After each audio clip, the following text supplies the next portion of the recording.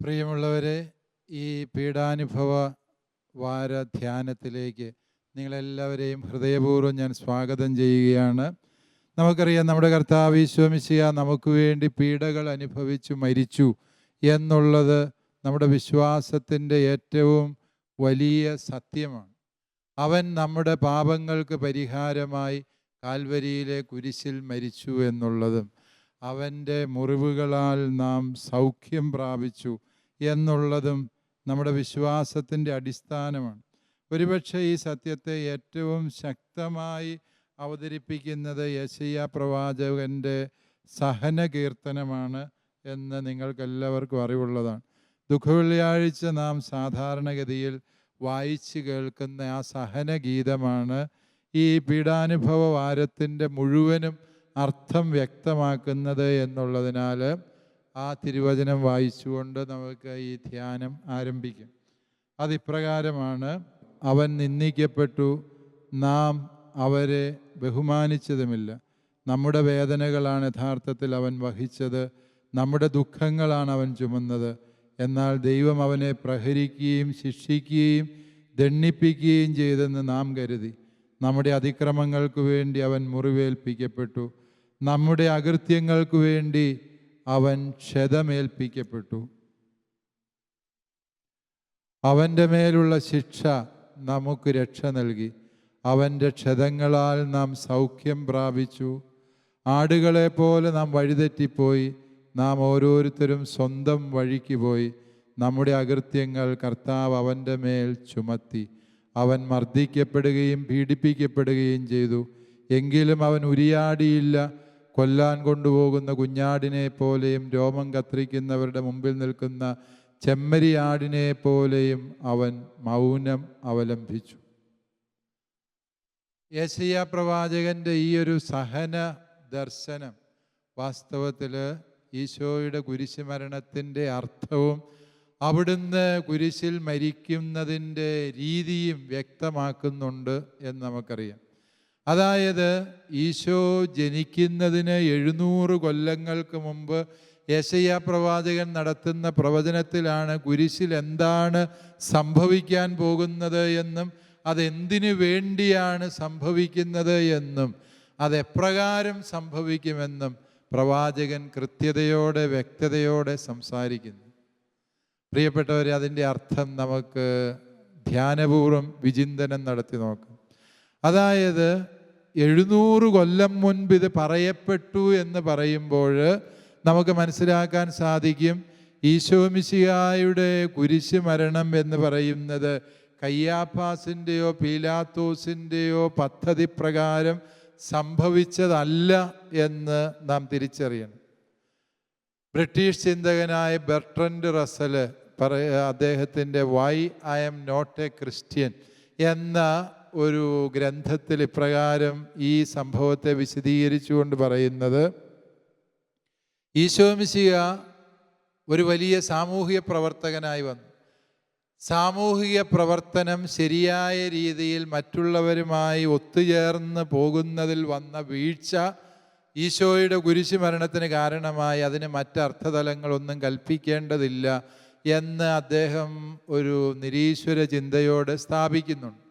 പക്ഷേ നമുക്കറിയാം, റസല് കാണാതെ പോകുന്നൊരു ചിന്ത ഇതാണ്: ഈശോ ജനിക്കുന്നതിന് 700 കൊല്ലങ്ങൾക്ക് മുൻപ് യെശയ്യാ പ്രവാചകൻ പറഞ്ഞു വയ്ക്കുകയാണ് അവൻ എപ്രകാരം മരിക്കുമെന്ന്, അവൻ സഹിക്കുന്നതിൻ്റെ അർത്ഥമെന്താണ് എന്ന്, അവൻ്റെ സഹനത്തിലൂടെ കൈവരുന്ന സൽഫലങ്ങൾ ഏതൊക്കെ എന്ന് പറയുമ്പോൾ, പ്രിയപ്പെട്ടവരെ, ഈ സഹനഗീതത്തിൻ്റെ ഒന്നാമത്തെ അർത്ഥം എന്ന് പറയുന്നത് മനുഷ്യ ജീവിതത്തിൻ്റെ സഹനങ്ങൾ, ഈശോ മിശിഹായുടെ സഹനം ഉൾപ്പെടെ എല്ലാ സഹനങ്ങൾക്ക് പിന്നിലും ദൈവത്തിൻ്റെ സുചിന്തിതമായ പദ്ധതിയുണ്ട് എന്നുള്ളതാണ്.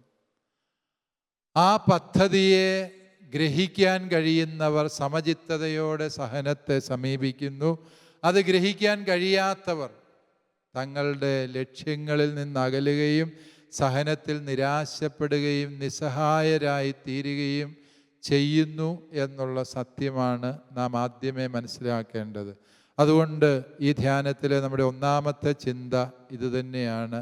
നമ്മുടെ ജീവിതത്തിൽ സംഭവിക്കുന്ന സകലതിനെയും കുറിച്ച് ദൈവമായ കർത്താവിന് പദ്ധതിയുണ്ട് എന്ന തിരിച്ചറിവ് നമുക്ക് ആവശ്യമുണ്ട്. ജീവിതത്തിൽ ഇന്ന് നാം കടന്നു പോകുന്നത് ഏതെല്ലാം തരത്തിലുള്ള വിഷമ പ്രതിസന്ധികളായിക്കോട്ടെ, അവയെക്കുറിച്ച് ദൈവത്തിന് ഒരു പദ്ധതിയുണ്ട്. എല്ലാ പദ്ധതിയും നമുക്ക് മനസ്സിലാകണമെന്നില്ല എന്നുള്ളതാണ് പരമമായ സത്യം. ചില സഹനങ്ങളുടെയൊക്കെ അർത്ഥം നൂറ്റാണ്ടുകൾക്ക് ശേഷമാണ് ദൈവം വെളിപ്പെടുത്തി തരുന്നത്. ഈശോയുടെ കുരിശുമരണത്തിൻ്റെ ഒരു മുന്നാസ്വാദനം എന്ന രീതിയിൽ നാം ധ്യാനിക്കുന്ന വചനഭാഗമാണ് ഇസഹാക്കിൻ്റെ ബലി എന്ന് നമുക്കറിയാം. ബൈബിളിലെ ആദ്യ ഗ്രന്ഥമായ ഉൽപ്പത്തി പുസ്തകത്തിൻ്റെ 22-ാമത്തെ അധ്യായത്തിൽ ഇസഹാക്കിനെ ബലിയർപ്പിക്കുന്ന രംഗം ഉൽപ്പത്തി ഗ്രന്ഥകാരൻ വിവരിക്കുന്നുണ്ട്. വളരെ ഹൃദയസ്പർശിയായിട്ടാണ് ആ രംഗം അവതരിപ്പിക്കുന്നത് എന്ന് നമുക്കറിയാം. രാവിലെ കഴുതപ്പുറത്തേറി മകനെയും കൊണ്ട് ബലിയർപ്പിക്കാൻ അബ്രാഹം പോവുകയാണ്. ഇസഹാക്ക് എന്ന ബാലന് താൻ എങ്ങോട്ടാ പോകുന്നത്, എന്തിനാ പോകുന്നത് എന്നറിയത്തില്ല. പക്ഷേ അബ്രാഹം എന്ന പിതാവിനറിയാം. അബ്രാഹം മോറിയ മലയുടെ ചുവട്ടിൽ വെച്ച് വേലക്കാരെ ഒഴിവാക്കി പുത്രനെയും കൊണ്ട് മല കയറി പോകുമ്പോൾ ആ പുത്രനെ ബലിപീഠമുണ്ടാക്കി അതിൽ കിടത്തി അവൻ്റെ കൈകാലുകൾ ബന്ധിച്ച് കത്തി ഉയർത്തി കൊല്ലാൻ ശ്രമിക്കുമ്പോൾ ബലിയർപ്പണത്തിൻ്റെ അർത്ഥം എന്ത് എന്ന് അബ്രാഹത്തിനറിയത്തില്ല, ഇസഹാക്കിനറിയത്തില്ല, ഇതെഴുതി വയ്ക്കുന്ന ഉൽപ്പത്തി ഗ്രന്ഥകാരൻ അറിയത്തില്ല. നൂറ്റാണ്ടുകളായി ബലിയുടെ കഥ വായിച്ച് ധ്യാനിച്ച യഹൂദ വിശ്വാസികൾക്കറിയാൻ പാടില്ല എന്തിനാണ് ഒരു അപ്പൻ ഇപ്രകാരം ഒരു അവിവേകം ചെയ്യുന്നത് എന്നവർക്കാർക്കും അറിയാൻ പാടില്ലായിരുന്നു എന്നുള്ളതാണ് സത്യം. അബ്രാഹത്തിൻ്റെ വിശ്വാസ സ്ഥിരതയെ സൂചിപ്പിക്കുന്ന ഏതോ ഒരു സംഭവം എന്നതിനപ്പുറത്ത് അതിൻ്റെ അർത്ഥം മനസ്സിലായില്ല യഹൂദ ജനതയ്ക്കോ അബ്രാഹത്തിനോ ഇസഹാക്കിനോ ഉൽപ്പത്തി ഗ്രന്ഥകാരനോ എന്ന് നാം തിരിച്ചറിയണം. പക്ഷേ നൂറ്റാണ്ടുകൾക്കിപ്പുറത്ത് കാൽവരി മലമുകളിൽ പിതാവായ ദൈവം തൻ്റെ ഏകജാതൻ്റെ കൈപിടിച്ചുകൊണ്ട് അവനെ ബലിയർപ്പിക്കുവാൻ വേണ്ടി വരുമ്പോഴാണ് മോറിയ മലയിൽ സംഭവിക്കുന്ന അബ്രാഹം എന്ന പിതാവ് കടന്നു പോകുന്ന മനോസംഘർഷങ്ങളുടെ യഥാർത്ഥ ചിത്രം നമുക്ക് മനസ്സിലാകുന്നത്. മോറിയായുടെ അർത്ഥം ഗ്രഹിക്കാൻ വേണ്ടി ലോകം കാത്തിരിക്കണമായിരുന്നു മിശിഹായുടെ ജനനം വരെയും. ഒരുപക്ഷെ വിശുദ്ധ ഗ്രന്ഥകാരൻ വരികൾക്കിടയിൽ പറഞ്ഞു വയ്ക്കുന്ന സത്യമുണ്ട്. എല്ലാ സഹനവും നിഗൂഢമാണ്, എല്ലാ സഹനവും മനുഷ്യൻ്റെ ബുദ്ധിക്ക് അതീതമാണ്. ഈശോ മിശിഹായുടെ കുരിശിനോട് ചേർത്ത് നിർത്തി വായിച്ചെടുക്കുന്നതുവരെയും ഒരു സഹനത്തിൻ്റെയും യഥാർത്ഥ അർത്ഥം കണ്ടെത്താൻ മനുഷ്യന് സാധിക്കില്ല എന്നുള്ളതാണ് പരമമായ വസ്തുത. ഒരുപക്ഷെ പ്രിയപ്പെട്ടവരെ, നമ്മുടെയും ജീവിതത്തിൻ്റെ സഹനങ്ങൾ നമ്മെ നിരാശപ്പെടുത്തുന്നത്, ഒറ്റപ്പെടുത്തുന്നതിൻ്റെ കാരണമെന്ത് എന്ന് ചോദിച്ചാൽ ആ കാരണം വളരെ വ്യക്തമാണ്. അവൻ്റെ കുരിശിനെ നോക്കി നമ്മുടെ ജീവിതത്തിൻ്റെ അർത്ഥങ്ങളെ ധ്യാനിച്ചെടുക്കാൻ നമുക്ക് കഴിയാതെ പോയതുകൊണ്ട് നമ്മുടെ സഹനങ്ങൾ ഇപ്പോഴും ഉത്തരം കിട്ടാത്ത സമസ്യകളും നിരാശപ്പെടുത്തുന്ന അനുഭവങ്ങളും വഴിയറിയാത്തവൻ്റെ സങ്കടങ്ങളുമായി നിലകൊള്ളുന്നു എന്ന സത്യം. അബ്രാഹം എന്ന പിതാവിൻ്റെ ദുഃഖം കാൽവരിയിലെ കുരിശിനോട് ചേർത്ത് വായിക്കുമ്പോൾ അത് അത്ഭുതകരമായ അർത്ഥം കൈവരികയാണ്. അബ്രാഹം എന്ന പിതാവായ ദൈവത്തിൻ്റെ പ്രതിരൂപമായി മാറുകയാണ്. കൈകാലുകൾ ബന്ധിച്ച് അവിടെ കടത്തപ്പെടുന്ന ഇസഹാക്ക് എന്ന പുത്രന് ദൈവപുത്രൻ്റെ മഹത്വം കൈവരികയാണ് എന്ന സത്യം. അവിടെ കൊല്ലപ്പെടുന്ന കുഞ്ഞാട് നിത്യബലിയർപ്പിക്കുന്ന ദിവ്യ കുഞ്ഞാടിൻ്റെ പ്രതിരൂപമായി മാറുകയാണ്. നാം ക്രിസ്തുവിൻ്റെ കുരിശിനോട് ചേർത്ത് വെച്ച് വായിച്ചെടുക്കുമ്പോൾ എല്ലാ സഹനങ്ങൾക്കും ദൈവീകമായ മാനം ലഭിക്കുന്നു. അവ നമ്മുടെ ബുദ്ധിക്ക് അതീതമായ നക്ഷത്ര ദീപ്തിയുള്ളതായി മാറുന്നു എന്നുള്ള സത്യം ഈ പീഡാനുഭവ ധ്യാനത്തിലേക്ക് പ്രവേശിക്കുമ്പോൾ നമ്മൾ മനസ്സിൽ കുറിച്ചു വയ്ക്കേണ്ട രണ്ടാമത്തെ പാഠമാണ് എന്ന് ഞാൻ വിചാരിക്കുന്നു. പ്രിയപ്പെട്ടവരെ, വീണ്ടും ഈ പീഡാനുഭവ വഴികളിലേക്ക് നാം ഇറങ്ങുമ്പോൾ പീഡാനുഭവ ചിന്തകൾ ആരംഭിക്കുന്നത് നമുക്കറിയാം ഈശോയുടെ ഗെത്സമനിയിലെ പ്രാർത്ഥനയിലാണ്. ഗെത്സമനി ഒരു ഓർമ്മപ്പെടുത്തലാണ്. ഒലിവ് മരങ്ങൾ നിറഞ്ഞു നിൽക്കുന്ന ആ താഴ്വരയിൽ ഈശോ ശിഷ്യരോടൊത്ത് തൻ്റെ ജീവിതത്തിൻ്റെ ഏറ്റവും നിർണായക നിമിഷത്തിൽ ആയിരിക്കുന്ന വിവരണത്തോടെയാണ് എല്ലാ സുവിശേഷങ്ങളും പീഡാനുഭവ വിവരണം ആരംഭിക്കുന്നത് എന്ന് നമുക്കറിയാം. ഈ ഗെത്സമനി എല്ലാ മനുഷ്യനും വേണ്ടി ദൈവം ഒരുക്കി വച്ചിട്ടുണ്ട്. അത് പല സന്ദർഭങ്ങളിലാണ് എന്ന് മാത്രമേ ഉള്ളൂ. എന്താണ് ഈ ഗെത്സമനിയുടെ പ്രത്യേകത എന്ന് ചോദിച്ചാൽ, നമ്മെ മനസ്സിലാക്കും, സ്നേഹിക്കും, നമ്മുടെ ഒപ്പം നിൽക്കും എന്ന് നാം പ്രത്യാശയർപ്പിക്കുന്ന ഒരുപാട് മനുഷ്യരുണ്ട് നമ്മുടെ ചുറ്റുവട്ടങ്ങളിൽ എന്നത് സത്യമാണ്. അവരെ ആശ്രയിച്ചാണ് നമ്മൾ കാര്യങ്ങൾ മുമ്പോട്ട് കൊണ്ടുപോകുന്നത്. എന്തെല്ലാം പ്രതിസന്ധി വന്നാലും ഇവർ നമ്മളെ കൈവിടില്ല എന്നൊരു വിചാരവും വിശ്വാസവും നമ്മുടെ ജീവിതത്തെ മുന്നോട്ട് നയിക്കുന്ന പ്രത്യാശയുടെ ഘടകങ്ങളാണ്. ഒരുപക്ഷെ നമ്മുടെ മാതാപിതാക്കളാകാം. നമ്മെ ശരിയായ അർത്ഥത്തിൽ മനസ്സിലാക്കാൻ നമ്മുടെ അപ്പന് കഴിയും, അമ്മയ്ക്ക് കഴിയുമെന്ന് നമ്മൾ വിചാരിക്കും, സഹോദരങ്ങൾക്ക് കഴിയുമെന്ന് നമ്മൾ വിചാരിക്കും, ജീവിത പങ്കാളിക്ക് കഴിയുമെന്ന് വിചാരിക്കുന്നവരുണ്ടാകാം, മക്കൾക്ക് കഴിയുമെന്ന് വിചാരിക്കുന്നവരുണ്ടാകാം. പക്ഷേ പ്രിയപ്പെട്ടവരെ, ഈ ഗെത്സമനി നമ്മെ പഠിപ്പിക്കുന്ന പാഠം, നമ്മെ ശരിയായ അർത്ഥത്തിൽ മനസ്സിലാക്കാൻ ഈ ഭൂമിയിൽ ഒരു മനുഷ്യനും കഴിയില്ല എന്ന വലിയ പാഠമാണ്. നിരാശപ്പെടരുത്. അപ്രകാരം ഒരു നിമിഷത്തെ അഭിമുഖീകരിക്കുമ്പോൾ ഞാനെന്ന വ്യക്തിയെ മനസ്സിലാക്കാൻ ഈ ഭൂമിയിൽ ഒരു മനുഷ്യനും കഴിയില്ല എന്ന സത്യം തിരിച്ചറിയുന്നത് ഹൃദയഭേദകമായൊരു തിരിച്ചറിവാണ്. ആ തിരിച്ചറിവ് പീഡാനുഭവത്തിൻ്റെ വഴിയിൽ ഈശോ നമുക്ക് പഠിപ്പിച്ചു തരുന്ന മറ്റൊരു വലിയ പാഠമാണ്.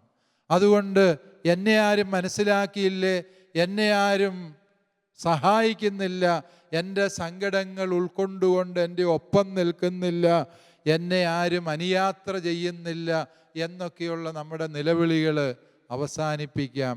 ഗെത്സമനിയിലെ പാറപ്പുറത്ത്, പരിപരുത്ത പാറപ്പുറത്ത് മുട്ടിന്മേൽ നിന്നുകൊണ്ട് ദൈവപുത്രൻ്റെ നിലവിളി, ആ നിലവിളിയുടെ തീവ്രതയും തീഷ്ണതയും നമുക്ക് ചിന്തിക്കാവുന്നതിനപ്പുറമായിരുന്നു എന്ന് കാണിക്കാനാണ് ലൂക്കാ സുവിശേഷകൻ പറഞ്ഞു വയ്ക്കുന്നത്. അവൻ്റെ വിയർപ്പ് തുള്ളികൾ രക്തകണങ്ങളായി നിലംപതിച്ചു എന്ന്. നമുക്കറിയാം, നാം ആരും അത്രയും വലിയൊരു അന്തസംഘർഷത്തിലൂടെ കടന്നു പോയിട്ടില്ല. അതായത് നമ്മുടെ രോമകൂപങ്ങളിലൂടെ വിയർപ്പിന് പകരം രക്തത്തുള്ളികൾ പനച്ചു തുടങ്ങുക എന്ന് പറയുന്നത്, വൈദ്യശാസ്ത്രം പറയുന്നത്, അത് അത്യധികമായ ഹൃദയ സമ്മർദ്ദം അനുഭവിക്കുമ്പോൾ സംഭവിക്കുന്ന ഒരു പ്രതിഭാസമാണ് എന്നുള്ളതാണ്. ചില പ്രത്യേകതരം പാമ്പിൻ വിഷം ഉള്ളിൽ ചെന്ന് കഴിഞ്ഞാൽ ഇപ്രകാരമുള്ള പ്രതിഭാസങ്ങൾക്ക് ഹൃദയം വേദിയൊരുക്കും എന്നും വൈദ്യശാസ്ത്രം പറയുന്നുണ്ട്. അതായത് ഈശോ കടന്നുപോയ അനുഭവം എന്ന് പറയുന്നത് അത്രമേൽ കഠിനമായ ഒറ്റപ്പെടലിൻ്റെ അനുഭവമാണ്. തൻ്റെ ഒപ്പം നിൽക്കുമെന്ന് താൻ കരുതി താൻ ഹൃദയത്തോട് ചേർത്ത് നിർത്തിയ അപ്പസ്തോലന്മാർ പോലും ആ നിർണായക നിമിഷത്തിൽ ഉറങ്ങിപ്പോയി, ഈശോയെ മനസ്സിലാക്കിയില്ല, ഒപ്പം നിന്നില്ല എന്നുള്ളത്. ഞാൻ വിചാരിക്കുന്നു അത് ഈശോയ്ക്ക് വേണ്ടിയല്ല എഴുതപ്പെട്ടത്, അത് എഴുതപ്പെട്ടത് നാം ഓരോരുത്തർക്കും വേണ്ടിയാണ്. നമ്മെ മനസ്സിലാക്കാൻ കഴിയുന്നത് സ്വർഗപിതാവിന് മാത്രമാണ് എന്ന് ഈശോ നമുക്ക് പഠിപ്പിച്ചു തരികയാണ്. നിങ്ങൾ 1 മണിക്കൂർ പോലും എന്നോട് തുണർന്നിരിക്കുന്നില്ലേ എന്നോർത്ത് സങ്കടപ്പെടുമ്പോൾ പ്രിയപ്പെട്ടവരെ, നമ്മൾ ഈശോയുടെ ദുഃഖമല്ല അവിടെ തിരിച്ചറിയേണ്ടത്. ഈശോ നമുക്ക് തരുന്ന ഒരു വലിയ പാഠമാണ്. നമ്മെ മനസ്സിലാക്കാൻ കഴിയുന്നവൻ ദൈവം മാത്രമേ ഉള്ളൂ എന്ന സത്യം. അതുകൊണ്ടാണ് ഈശോ പരമപിതാവിൻ്റെ മുമ്പിൽ പ്രാർത്ഥിക്കുന്നത്, പിതാവേ, അങ്ങേ ഇഷ്ടം നിറവേറട്ടെ എന്ന്. സ്വന്തം ഇഷ്ടങ്ങൾ നിറവേറ്റണം എന്നുള്ള നിർബന്ധ ബുദ്ധിയാണ് മനുഷ്യജീവിതത്തിൻ്റെ സംഘർഷങ്ങൾക്ക് കാരണമാകുന്നത്. അതാണ് ഈശോ പഠിപ്പിക്കുന്ന പീഡാനുഭവ വഴിയിലെ 4-ാമത്തെ പാഠം. അതാണ് എന്തുകൊണ്ട് നമ്മുടെ ജീവിതത്തിലെ സഹനങ്ങൾ അസഹനീയങ്ങളായി മാറുന്നു എന്ന് ചോദിച്ചാൽ അതിൻ്റെ ഉത്തരം വളരെ ലളിതമാണ് പ്രിയപ്പെട്ടവരെ. നാം ജീവിതത്തിൽ നമ്മുടേതായ ഇഷ്ടങ്ങളുടെ തടവറയിൽ, അതിൻ്റെ പിടിവാശിയിൽ, അതിൻ്റെ നിർബന്ധ ബുദ്ധികളിൽ ആയിരിക്കുന്നിടത്തോളം കാലം നമ്മുടെ സംഘർഷങ്ങൾക്ക് അറുതിയുണ്ടാവുന്നില്ല. ഈ പ്രതിസന്ധിയെ പരിഹരിക്കാൻ കഴിയാത്ത അനുഭവങ്ങൾ ഉണ്ടാകുന്നു. പക്ഷെ ഈശോയുടെ ഹൃദയം ശാന്തമാകുന്നത് എപ്പോഴെന്ന് ചോദിച്ചാൽ ഈശോ ആ തിരുവചനം ഉച്ചരിക്കുമ്പോഴാണ്. പിതാവേ, എൻ്റെ ഇഷ്ടമല്ല അങ്ങയുടെ ഇഷ്ടം നിറവേറട്ടെ എന്നുള്ള സമ്പൂർണ്ണ സമർപ്പണമാണ് സഹനത്തെ നേരിടാനുള്ള അടുത്ത വഴിയായി ഈശോ പഠിപ്പിച്ചു തരുന്നു. അതുകൊണ്ട് ഈ ഗെത്സമനി അനുഭവം തന്നെ ഒരു വലിയ പീഡാനുഭവ ധ്യാനത്തിന് വേദിയൊരുക്കുന്ന സത്യമാണ് എന്ന് നമ്മൾ തിരിച്ചറിയണം. ഈശോ കടന്നു പോകുന്ന ആ അനുഭവങ്ങൾ, ഈശോയുടെ ജീവിതം എന്തുമാത്രം ദുഃഖപൂർണമായിരുന്നു, ഈശോ എന്തുമാത്രം മനോവേദന അനുഭവിച്ചു എന്നുള്ളതിനെക്കുറിച്ചുള്ള ധ്യാനമല്ല സുവിശേഷകന്മാരുദ്ദേശിക്കുന്നത്. സഹനത്തിൻ്റെ തീവ്രതമമായ നിമിഷങ്ങളിൽ ഒരു വിജയിയെപ്പോലെ നിന്ന് സംസാരിക്കുന്ന കർത്താവിനെയാണ് തുടർന്ന് നാം കാണാൻ പോവുക. പീലാത്തോസ് തന്നെ കൊല്ലാൻ അധികാരമുള്ളവനാണെന്നറിഞ്ഞിട്ടും അവൻ്റെ മുഖത്തു നോക്കി സംസാരിക്കുന്ന, കയ്യാഫാസിനെ വെല്ലുവിളിക്കുന്ന, പ്രധാന പുരോഹിതന്മാരുടെ മുമ്പിൽ അവരെ നിഷ്പ്രഭമാക്കുന്ന വാദഗതികൾ ഉന്നയിക്കുന്ന, ഹെറോദേസിനെ തൻ്റെ മൗനം കൊണ്ട് അതിജീവിക്കുന്ന കർത്താവ് സഹനത്തെ ഭയപ്പെടുന്ന വ്യക്തിയായിട്ടല്ല സുവിശേഷത്തിൽ പ്രത്യക്ഷപ്പെടുക. പിന്നെന്തുകൊണ്ടാണ് ഈ ഗെത്സമനിയുടെ തീവ്രത ഇത്രമേൽ ഹൃദയസ്പർശിയായി സുവിശേഷത്തിൽ അവതരിപ്പിക്കുന്നത് എന്ന് ചോദിച്ചാൽ അതിൻ്റെ ഉത്തരം ലളിതമായ ഉത്തരമാണ്. പ്രിയപ്പെട്ടവരെ, ഈ സുവിശേഷം തരുന്ന സുന്ദരമായ ഉത്തരം നമ്മളും തിരിച്ചറിയണം. കാരണം ദൈവഹിതത്തിന് നാം സമ്പൂർണമായി സമർപ്പിക്കുന്നത് വരെയും നമ്മുടെ സഹനങ്ങൾ നമ്മെ ഭാരപ്പെടുത്തും. അവ അതിതീവ്രമായി ഭാരപ്പെടുത്തും.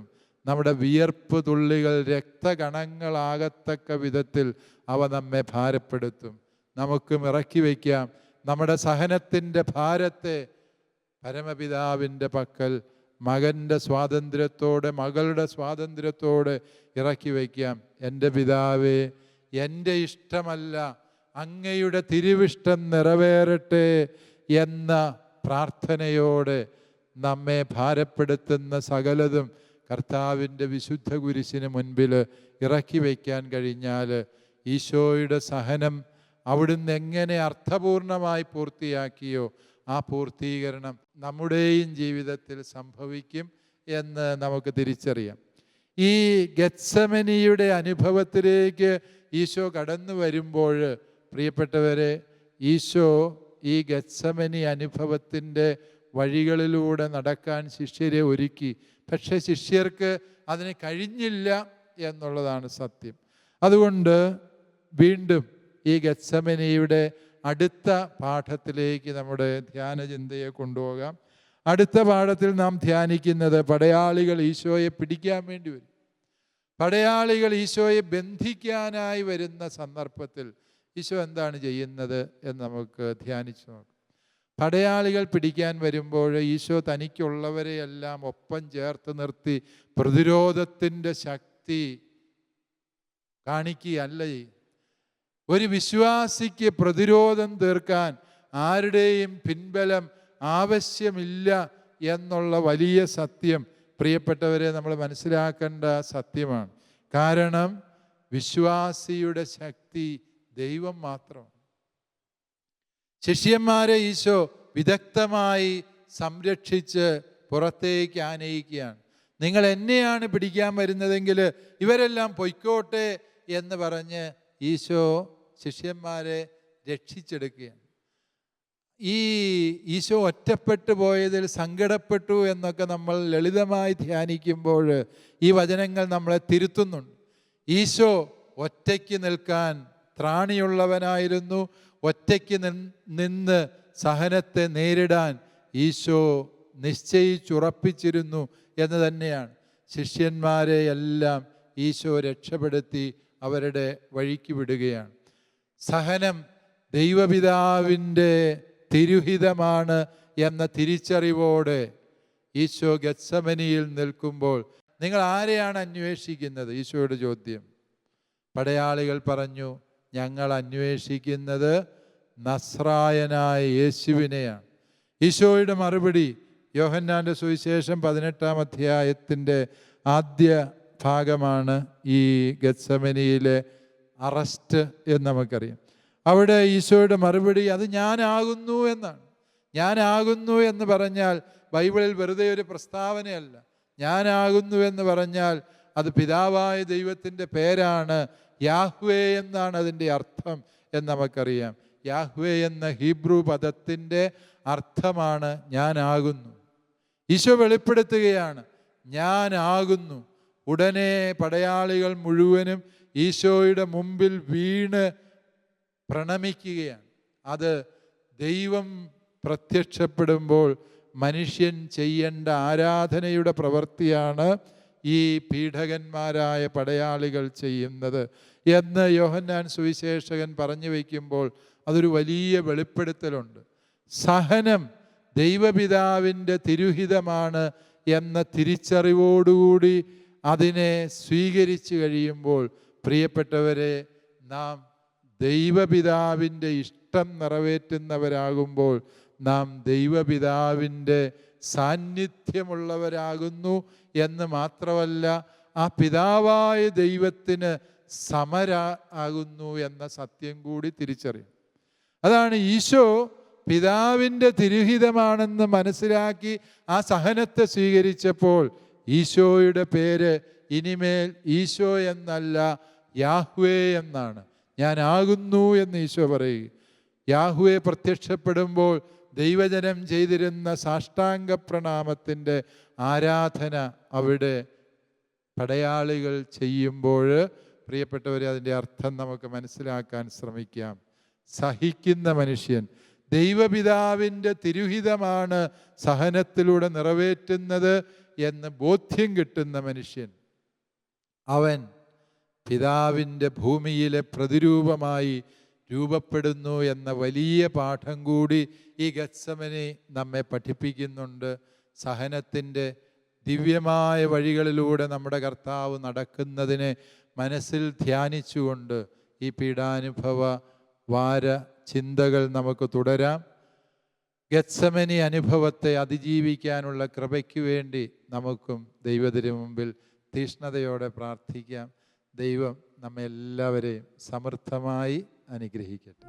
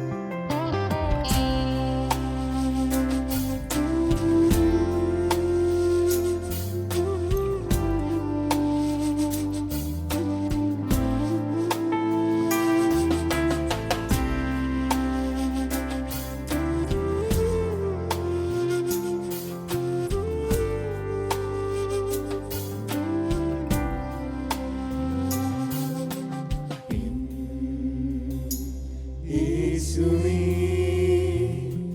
നാഥനേ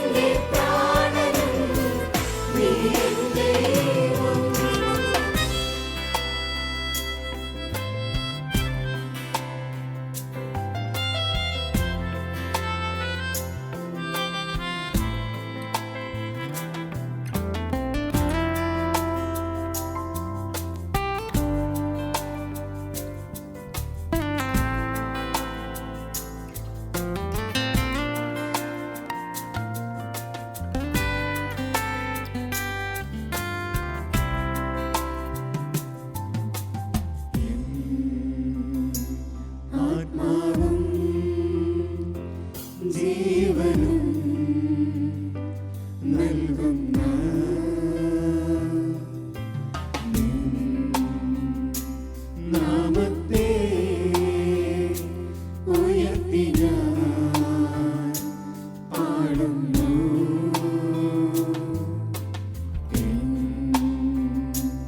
ആത്മാവും ജീവനും നൽകുന്ന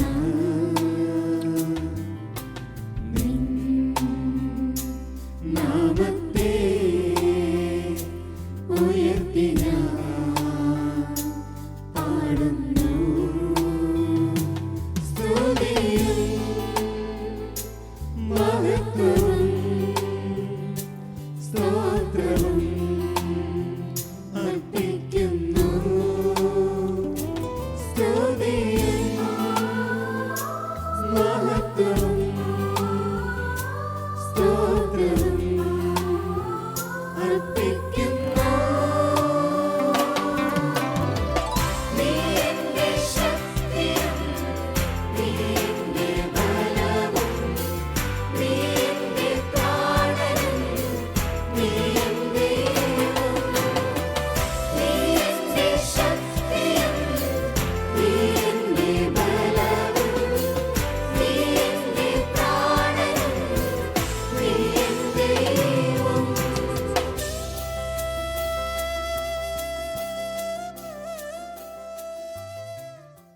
പരിശുദ്ധ പരമ ദിവ്യകാരുണ്യ ഈശോയ്ക്ക് എന്നേരവും ആരാധനയും സ്തുതിയും പുകഴ്ചയും ഉണ്ടായിരിക്കട്ടെ.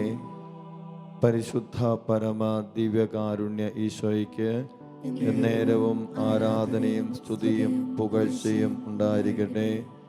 പരിശുദ്ധ പരമ ദിവ്യകാരുണ്യ ഈശോയ്ക്ക് എന്നേരവും ആരാധനയും സ്തുതിയും പുകഴ്ചയും ഉണ്ടായിരിക്കട്ടെ. കർത്താവിൻ്റെ തിരുസന്നിധിയിൽ വലിയ ആഴ്ചയുടെ ഓർമ്മയിലേക്ക് നാം പ്രവേശിക്കുകയാണ്. യേശുനാഥൻ ഗത്ശമേൻ തോട്ടത്തിൽ പ്രാർത്ഥിക്കാനായി ശിഷ്യന്മാരോടൊപ്പം എത്തുന്നു. ഇത്തിരി മുന്നോട്ട് മാറി പാറയുടെ പുറത്ത് മുട്ടുകുത്തി ഈശോ പ്രാർത്ഥിക്കുകയാണ്. കഴിയുമെങ്കിൽ ഈ പാനപാത്രം ഒന്ന് ഒഴിവാക്കി തരണം. എങ്കിലും എൻ്റെ ഇഷ്ടമല്ല നിന്റെ ഇഷ്ടം നിറവേറട്ടെ. എങ്കിലും എൻ്റെ ഇഷ്ടമല്ല നിന്റെ ഇഷ്ടം നിറവേറട്ടെ. ദൈവഹിതത്തോട് തന്നെ ചേർത്ത് വെച്ച് താതഹിതത്തിന് വിധേയപ്പെടുന്ന പുത്രൻ്റെ മനോഭാവം. ദൈവമേ, ഈ മനോഭാവത്തിലേക്ക് ഞങ്ങൾ നടക്കേണ്ടത്. എൻ്റെ ഇഷ്ടമല്ല നിന്റെ ഇഷ്ടം. എൻ്റെ ഇഷ്ടങ്ങളൊക്കെയും നിന്റെ ഇഷ്ടങ്ങളോട് ചേർത്ത് വെച്ച് നിന്റെ ഇഷ്ടത്തിനൊത്ത് എൻ്റെ ജീവിതത്തെ ക്രമപ്പെടുത്താൻ ദൈവമേ നീ ഞങ്ങളെ അനുവദിക്കണമേ. ദൈവവചനം പറയുന്നു, എനിക്ക് നിന്നെക്കുറിച്ചൊരു പദ്ധതിയുണ്ട്. നാശത്തിൻ്റെ പദ്ധതിയല്ല, ക്ഷേമത്തിൻ്റെ പദ്ധതിയാ.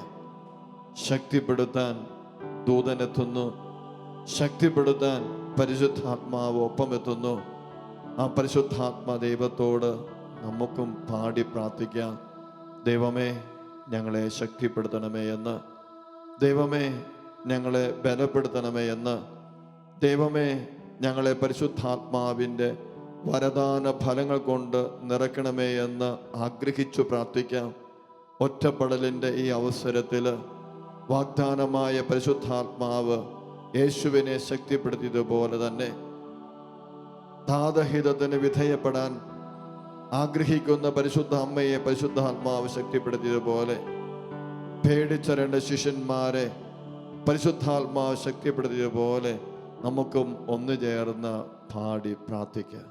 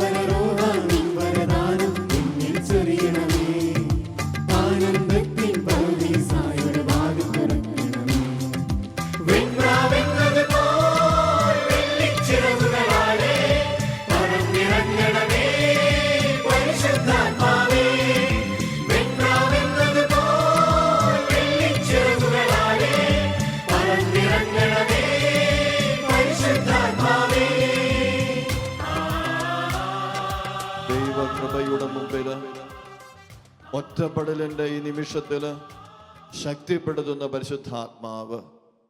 യോഹന്നാന്റെ സുവിശേഷം 5-ാം അധ്യായത്തിൽ 38 വർഷമായി ഒറ്റപ്പെട്ടവന്റെ ദുരന്തമുണ്ട്. അത് ബെത്സൈദ കുളക്കരയിലാണ്. ഒറ്റപ്പെട്ടവനോട് ഈശോ ചോദിക്കുന്നുണ്ട്, സുഖമാകാൻ താല്പര്യമുണ്ടോ? അവൻ പറഞ്ഞു, ആരും എന്നെ സഹായിക്കുന്നില്ല, ഇളകുന്ന വെള്ളത്തിലേക്ക് ഇറക്കാൻ ആരുമില്ല എന്ന് പറഞ്ഞ് സങ്കടപ്പെടുന്നവന്റെ സങ്കടക്കടലിലേക്ക് ചേർത്തു വെക്കുന്ന ദൈവത്തിൻ്റെ അനന്തമായ സ്നേഹം.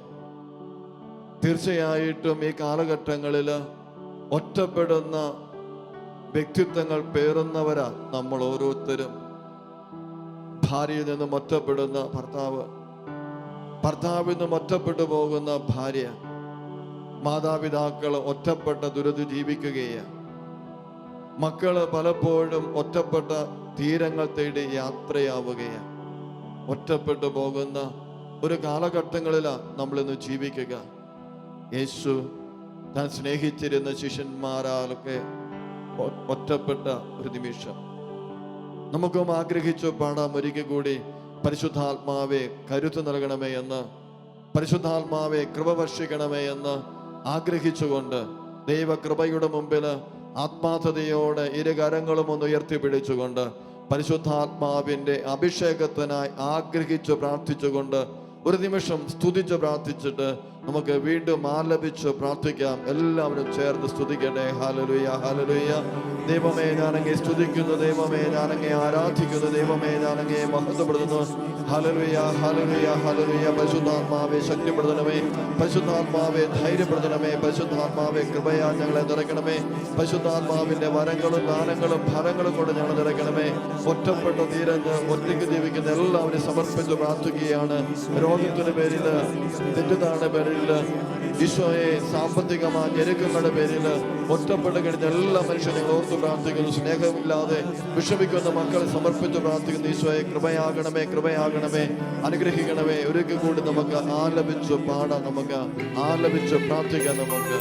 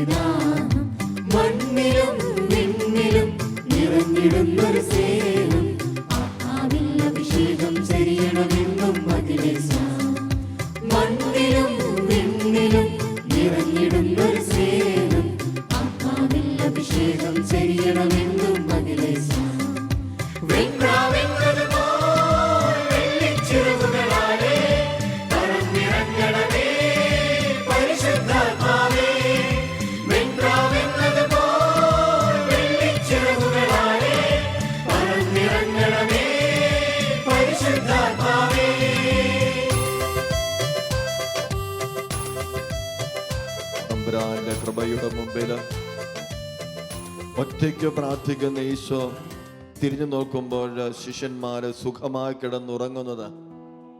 യേശു ചോദിച്ചു, 1 മണിക്കൂർ നേരമെങ്കിലും എന്നോടുകൂടെ ഉണർന്നിരുന്ന് പ്രാർത്ഥിക്കാനായിട്ട് നിങ്ങൾക്ക് സാധിക്കുന്നില്ലേ എന്ന്.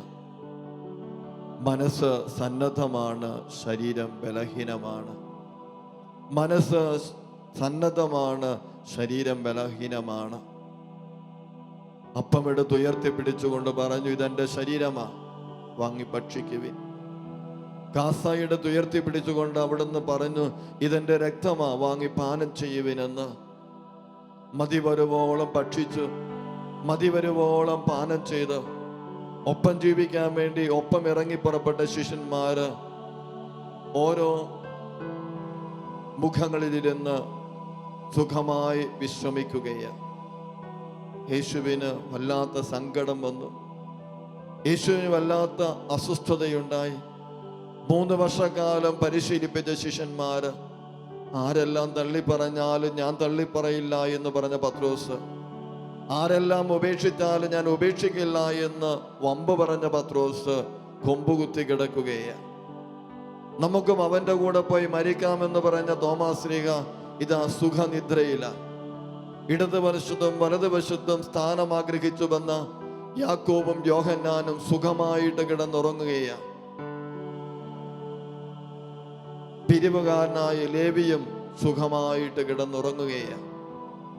എല്ലാവരും സുഖമായി കിടന്നുറങ്ങുമ്പോൾ യേശു മാത്രം പ്രാർത്ഥിക്കുകയാണ്. യേശു മാത്രം പ്രാർത്ഥിക്കുകയാണ്. 2ഉം 3ഉം പ്രാവശ്യം വന്ന് അവരോട് ചോദിക്കുന്നുണ്ട്, ഇനിയും നിങ്ങൾ ഉറങ്ങി വിശ്രമിക്കുകയാണ്. അപ്പമാകാനുള്ള യേശുവിന്റെ യാത്രയുടെ ആരംഭം ഗെത്സമേൻ തോട്ടം. അപ്പമാകുന്നത് എന്തിനാണ്? ഒപ്പമായി തീരാന്.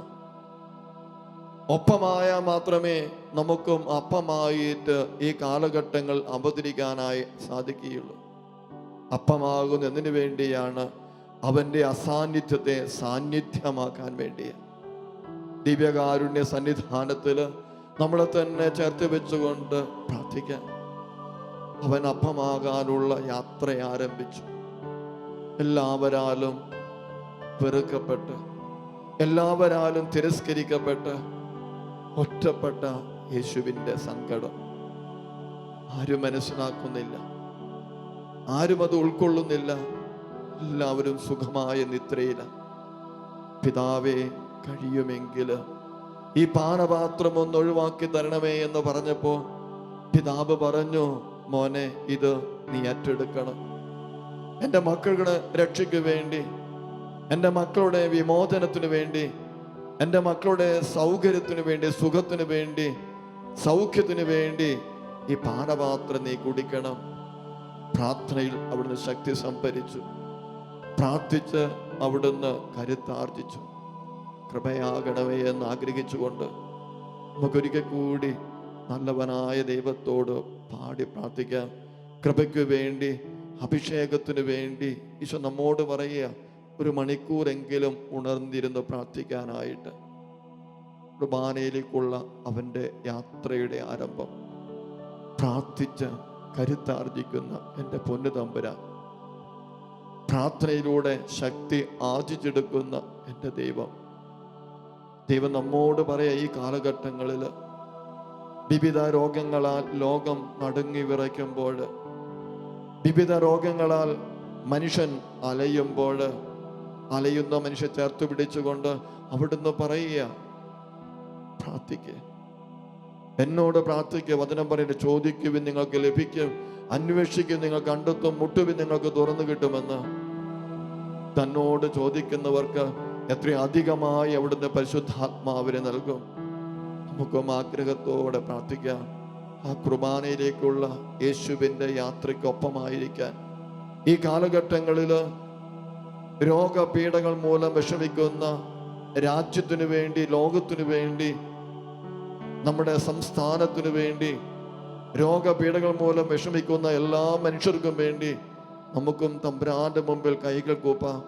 നെടുവീർപ്പോടെ നമുക്കും പാടി പ്രാർത്ഥിക്കാം.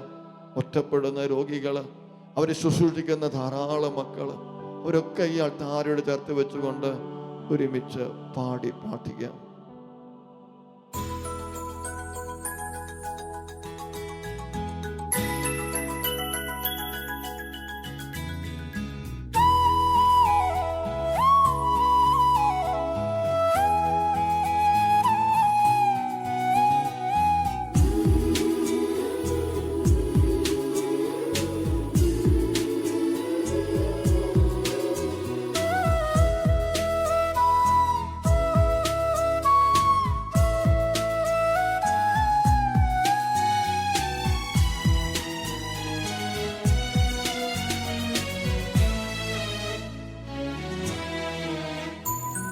അപ്പമായി ഇന്നീ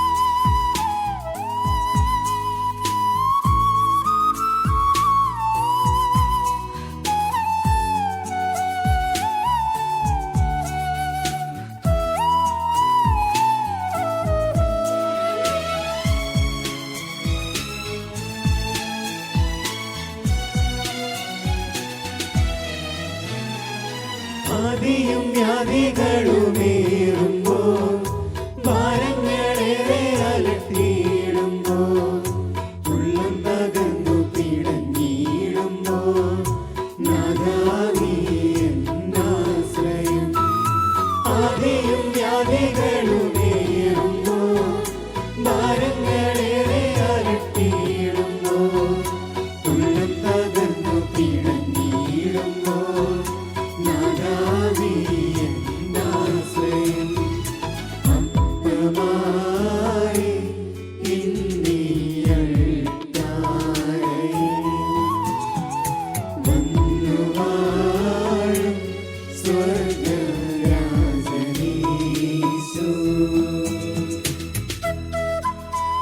തമ്പുരാന്റെ കൃപയുടെ മുമ്പിൽ ഈശോയുടെ ആശീർവാദത്തിനായിട്ട് നമ്മളെ തന്നെ ഒരുക്കാം. ഒരിക്കൽ കൂടി മാലാഖ വൃന്ദങ്ങളോട് ചേർന്ന്, സ്വർഗവാസികളോട് ചേർന്ന്, ഭൂവാസികളോട് ചേർന്ന്, രോഗപീഠകളാൽ, കടബാധ്യതകളാൽ, സാമ്പത്തിക ഞെരുക്കങ്ങളാൽ തെറ്റിദ്ധരിക്കപ്പെട്ട ജീവിതങ്ങളെ ചേർത്ത് വെച്ചുകൊണ്ട് ഒറ്റപ്പെട്ട തുറമുഖങ്ങളിൽ ഒറ്റയ്ക്ക് ജീവിക്കുന്ന എല്ലാ മനുഷ്യരെയും തമ്പുരാനങ്ങൾ ചേർത്ത് വെച്ചുകൊണ്ട് ഇരുകരങ്ങളും ഉയർത്തി ഒരിക്കൽ കൂടി സ്തുതിച്ചുകൊണ്ട് തമ്പുരാന്റെ ആശീർവാദത്തിനായി നമ്മളെ തന്നെ ഒരുക്കാം. ഹല്ലേലൂയ, ഹല്ലേലൂയ. ദൈവമേ ഞാൻ അങ്ങേ സ്തുതിക്കുന്നു, ദൈവമേ ഞാൻ അങ്ങേക്ക് നന്ദി പറയുന്നു. യേശുവേ ആരാധന, ആരാധന. ഹല്ലേലൂയ, ഹല്ലേലൂയ, ഹല്ലേലൂയ. രോഗപീഠകൾ മൂലം കഷ്ടപ്പെടുന്ന എല്ലാ മക്കളെയും ദൈവമേ അവിടുന്ന് ആശീർവദിക്കണമേ എന്ന് ആഗ്രഹിച്ചു പ്രാർത്ഥിക്കുകയാണ്. എല്ലാവരെയും ചേർത്ത് വെച്ച് ഞങ്ങൾ സ്തുതിച്ച് പ്രാർത്ഥിക്കുന്നു. ഹല്ലേലൂയ, ഹല്ലേലൂയ, ഹല്ലേലൂയ. ചികിത്സ കഴിഞ്ഞ എല്ലാ മനുഷ്യർക്കും വേണ്ടി ഞങ്ങൾ പ്രാർത്ഥിക്കുന്നു. ദൈവമേ യാത്രയിലായിരിക്കുന്ന എല്ലാവർക്കും വേണ്ടി ഞങ്ങൾ പ്രാർത്ഥിക്കുന്നു. യേശുവേ ഞാൻ അങ്ങേ സ്തുതിക്കുന്നു, ദൈവമേ നന്ദി. രോഗം മൂലം വിഷമിക്കുന്ന എല്ലാ കുടുംബങ്ങളെ സമർപ്പിച്ച് പ്രാർത്ഥിക്കുന്നു, എല്ലാ വ്യക്തികളെ സമർപ്പിച്ച് പ്രാർത്ഥിക്കുന്നു. ദൈവമേ ഒറ്റപ്പെട്ട ദുരന്തങ്ങൾ ജീവിക്കുന്ന എല്ലാ മനുഷ്യർക്കും വേണ്ടി ഞങ്ങൾ സ്തുതിക്കുന്നു. ഹല്ലേലൂയ, ഹല്ലേലൂയ, ഹല്ലേലൂയ, ഹല്ലേലൂയ, ഹല്ലേലൂയ. ദൈവമേ നന്ദി, ദൈവമേ നന്ദി, ദൈവമേ നന്ദി. കൈകൾ കൂപ്പാം. തമ്പുരാന്റെ ആശീർവാദത്തിനായിട്ട് നമ്മളെ തന്നെ ഒരുക്കാം. അപ്പമാകാനായിട്ട് ഒരുങ്ങി പുറപ്പെട്ട അവിടുന്ന് ഒറ്റപ്പെട്ടു പോവുകയാണ്. ഒറ്റപ്പെടലിൻ്റെ കയ്യിൽ നിന്നും അവിടുന്ന് കരകയറുന്നത് പ്രാർത്ഥനയിലൂടെയാണ്. നമുക്കും പ്രാർത്ഥിക്കാം. നമ്മുടെ കൂട്ടുകാര്, നമ്മൾ വിശ്വാസം അർപ്പിച്ച പലരും നമ്മളെ ഉപേക്ഷിക്കുമ്പോൾ, നമ്മളെ മാറ്റി നിർത്തുമ്പോൾ, നമ്മളെ അവഗണിക്കുമ്പോൾ നമുക്കും വിശ്വാസത്തോടെ ദൈവത്തോട് ചേർന്ന് നിൽക്കാം. അപ്പമായത് ഒപ്പമാകാനാണെങ്കിൽ, അപ്പമായി തീരണമെങ്കിൽ തീർച്ചയായിട്ടും സഹനങ്ങൾ ആവശ്യമാണ്. ആ സഹനങ്ങളെ ഏറ്റവും സന്തോഷത്തിൽ ഏറ്റെടുക്കാൻ കരുത്ത് നൽകണമേ കർത്താവേ എന്ന് ആഗ്രഹിച്ചുകൊണ്ട് തമ്പുരാന്റെ ആശീർവാദം നമുക്ക് ഏറ്റുവാങ്ങാം.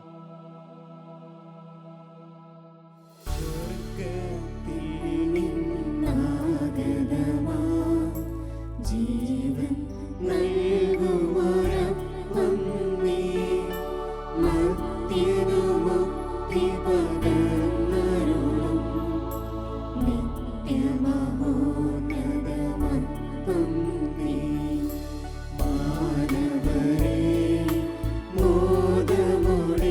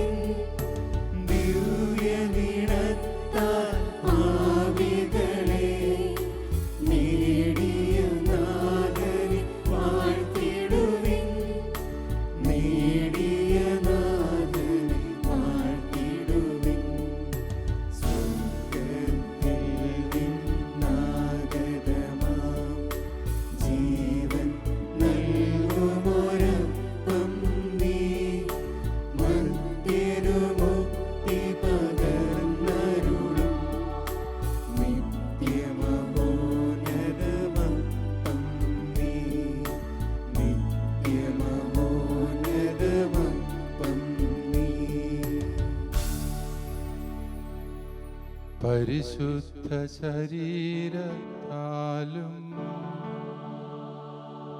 വിലയേറിയ രക്തത്താലും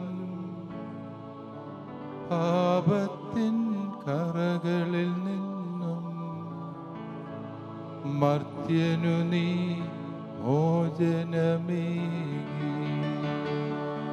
സകലേശാദിവ്യകടാക്ഷം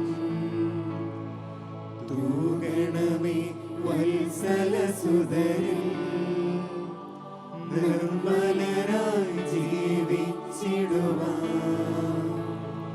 ചിന്തണമേ ദിവ്യവരങ്ങൾ.